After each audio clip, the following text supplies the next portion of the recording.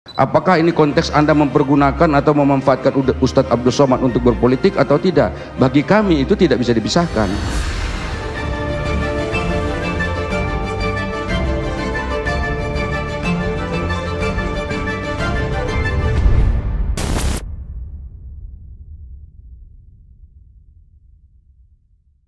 Saya mau bicara soal posisi Partai Amanat Nasional dalam melihat hasil ijtima' ulama.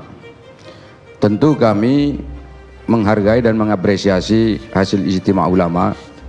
Itu menandakan bahwa ulama memiliki kepedulian terhadap kondisi sosial politik kita di tanah air.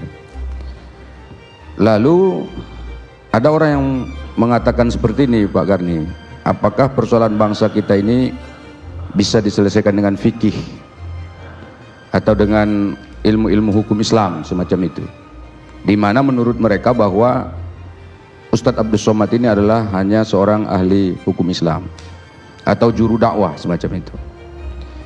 Jawabannya adalah bahwa kami meyakini di Partai Amanat Nasional dengan perdebatan-perdebatan dan perbincangan-perbincangan yang ada setelah hasil ijtima' itu, meyakini bahwa Ustadz Abdul Somad ini mungkin adalah salah satu solusi untuk mengeluarkan kami dari kejumudan berpikir untuk mencari cawapres yang terbaik untuk bangsa ini.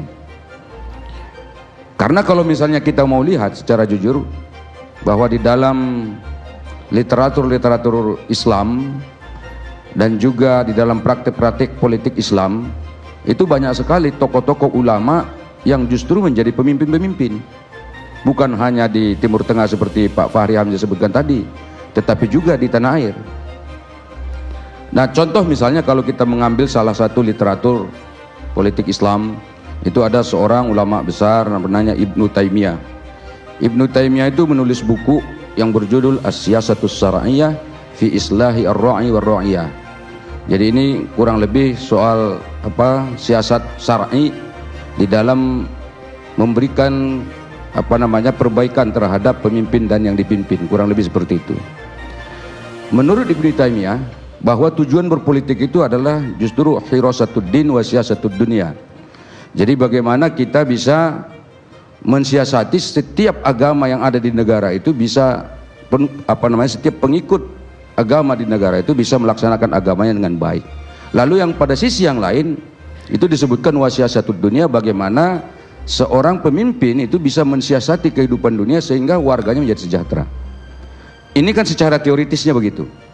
Nah, artinya saya hakul yakin bahwa Ustadz Abdul Somad faham ini dan sudah mungkin pernah membaca buku ini. Ini buku yang sangat populer di pesantren itu. Saya kritik itu bukan yang dua itu Ahkam Sultaniyah itu. Ini termasuk juga di dalam kitab, saya sudah baca barusan sebelum ke sini, Pak. Ini ditulis oleh Ibnu Taimiyah. Ya, jadi ini nanti saya jelaskan. Kebetulan disertasi saya, Pak, termasuk ilmu politik, Pak, ya, politik Islam. Makanya saya agak paham sedikit tadi ketika saya membantah Pak Kapitra itu justru berdasarkan fakta-fakta. Nah, kemudian saya mau jelaskan ada beberapa tokoh yang menulis tentang politik Islam, Al-Farabi, Al-Mawardi, Al-Ghazali, Ibnu Taimiyah seperti yang saya katakan tadi, kemudian Ibnu Khaldun, Muhammad Abduh dan lain-lain, itu hampir mengatakan bahwa Islam dan politik itu tidak bisa dipisahkan. Jadi ketika misalnya Pak Kapitra mengatakan, iya ini kan konteksnya yang mana dulu tadi ini? Apakah ini konteks Anda mempergunakan atau memanfaatkan Ustadz Abdul Somad untuk berpolitik atau tidak? Bagi kami itu tidak bisa dipisahkan. Nggak bisa, karena itu memang harus sama. Bahwa ketika seseorang ulama atau seorang muslim itu dia tidak bisa mengatakan, oh dalam politik ini saya nggak ikut ini, saya nggak ikut itu. Benar bahwa kita sistem politiknya berdasarkan politik demokrasi Pancasila, iya betul. Tetapi ada kewajiban setiap muslim dan pemimpin untuk ikut bagaimana bertanggung jawab agar tadi islah ar-ra'i wa ra'iyah itu bisa terwujud di tengah-tengah masyarakat. Saya ingin jelaskan, maksud saya tadi bukan itu. Saya tidak kurang percaya bahwa UAS serius dicalonkan menjadi wakil presiden, itu pertama. Yang kedua, saya paham peradaban Islam adalah menjadi gemilang apabila umaranya itu ulama. Katakanlah Umar bin Abdul Aziz, ya, Harun al-Rasyid dan sebagainya.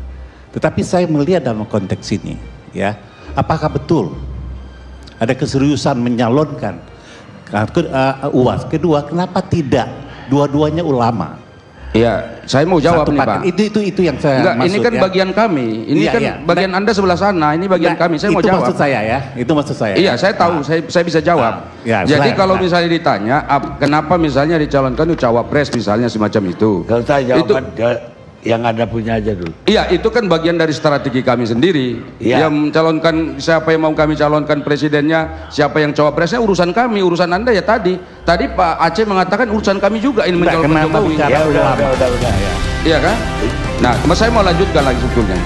Jadi Pak Kapitra ini di Indonesia ini ada sejarah misalnya di mana masa-masa kejayaan bangsa dan kerajaan-kerajaan Islam di Indonesia terwujud dipimpin oleh para sultan. Coba lihat itu, di kerajaan Asia sultan itu banyak sekali. Kemudian di Pulau Jawa itu dipimpin oleh para sultan. Coba lihat di Tidore misalnya, ya kan, itu dipimpin oleh para sultan. Semuanya itu adalah orang-orang ulama yang bukan hanya ahli di bidang memerintah orang, tetapi juga ahli di bidang hukum Islam. Dan karena itu kalau dikatakan apakah Ustadz Abdul Somad ini nanti kalau jadi cawapres atau jadi wapres bisa menjadi pemimpin yang benar, saya kira bisa. Wong sekarang jadi Jokowi itu emang dulu pernah berpikir dia jadi presiden? Enggak juga, coba-coba juga jadi presiden, akhirnya kan jadi presiden juga. Iya kan? Jadi jangan dikatakan misalnya kalau Ustadz Abdul Somad nanti jadi wapres dianggap tidak mampu, tidak. Kita justru harus memotivasi bahwa Ustadz Abdul Somad ini harus bersedia menjadi calon wakil presiden. Dengan demikian ada pertarungan yang sehat antara kubu yang satu dan kubu yang lain. Saya mengatakan bahwa kami masih punya harapan besar. Tentu kami di Partai Amanat Nasional sekarang ini Pak Garni masih menginginkan misalnya ketua umum kami bisa menjadi salah satu cawapres. Itu betul, sama dengan PKS tadi, jujur saja. Ya, Pak Habib Abu Bakar tadi mengatakan masih tetap Salim Assegaf Al-Jubri. Tentu, tapi tentu harus ada kerelaan masing-masing. Ya, harus ada kerelaan masing-masing untuk menentukan supaya pada akhirnya kita harus punya satu pasangan calon yang siap untuk dipertarungkan, karena tujuan kami menang. Karena tujuan kami menang itu agak alot, ya biasa saja. Kita diskusikan dulu apakah betul misalnya nanti Demokrat setuju dengan UAS, misalnya kita dengarkan misalnya Pak Hinca menjelaskan. Apakah misalnya PKS sungguh-sungguh misalnya mau menang. Kalau hanya sekedar untuk mencawapreskan, selesai. Tadi kan sudah dikatakan Pak Fadlizon, tinggal ambil PAN atau PKS atau Demokrat, selesai. Sudah ada satu pasangan. Tapi apakah itu bisa menang? Kalau hanya sekedar untuk pilpres, lalu misalnya ada cawapresnya dari salah satu partai, ya itu berarti tidak sehat demokrasinya. Nah, kita sepakat berlomba-lomba untuk yang terbaik. Kalau berlomba-lomba untuk yang terbaik, berikan kesempatan pada kubu kami untuk merumuskan siapa yang terbaik di antara kami untuk melawan Presiden Jokowi. Nah, karena itulah maka kami yakin, ya kan, upaya-upaya yang kami lakukan itu insya Allah akan berbuah baik. Dan buktinya begitu ada nama UAS itu kan luar biasa. Itu saya yakin dan aku yakin mungkin kubu sebelah sana berharap jangan sampai UAS yang dicalonkan sebagai cawapres. Karena takutnya misalnya ini bisa menjadi kekuatan yang dahsyat seperti itu. Ya kalau itu yang terjadi berarti kan ada peluang besar ketika UAS kita munculkan, berarti kita bisa menjadi pihak yang insya Allah membuktikan bahwa bisa ganti presiden pada 2019. Begitu Bang Karni. Seandainya bukan UAS, apa benar PAN mau keluar dari koalisi? Ya sebetulnya kalau mau jujur kan diskusi tadi sudah dijelaskan sama teman-teman. Diskusi kita itu sudah lama ya dengan Gerindra, dengan PKS terutama. Kemudian belakangan ini juga agak intensif dengan Demokrat ya. Jadi saya kira pertemuan-pertemuan, diskusi-diskusi yang sudah dilakukan itu tidak dengan mudah buyar begitu saja. Dan saya kira andai kata misalnya UAS tetap tidak mau, tentu harus ada solusi yang akan kita rumuskan untuk mencari sosok yang lain, dan beberapa nama yang lain saya kira sudah juga sebetulnya ada. Tapi tentu kita tetap berharap mencari lah ya, dan mengharapkan sekali misalnya kalau ada sosok seperti UAS ini yang kebetulan ada kesempatan dan momentum untuk kita cawapreskan gitu. Dan saya kira PAN itu paling mudah Bang Karni dalam urusan ini.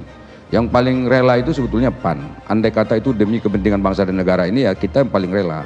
Jadi tidak terlalu rumit sekali. Kan ada juga ketua-ketua umum partai itu agak sedikit mengancam gitu. Misalnya, oh saya harus jadi cawapres, ini sudah didukung oleh Anu, sudah didukung oleh ini gitu. Kalau kita tidak, kita menawarkan kalau bisa ya ketua umum kita, kalau tidak bisa ya mbok kita diskusikan siapa yang paling pas, seperti itu.